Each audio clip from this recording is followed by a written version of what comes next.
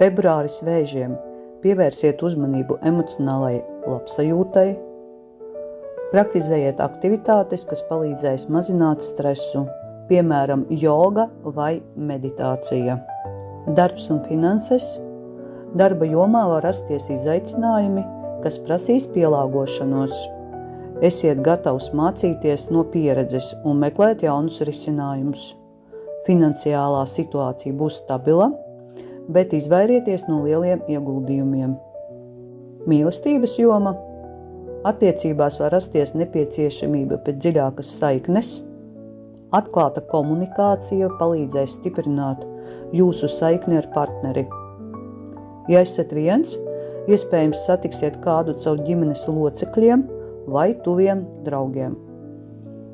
Dvēseles ceļš. Šis ir piemērots laiks, lai pievērstos savām saknēm un ģimenes vēsturei. Izpētiet savu ciltskoku vai atjaunojiet saikni ar sen aizmirstiem radiniekiem. Padoms.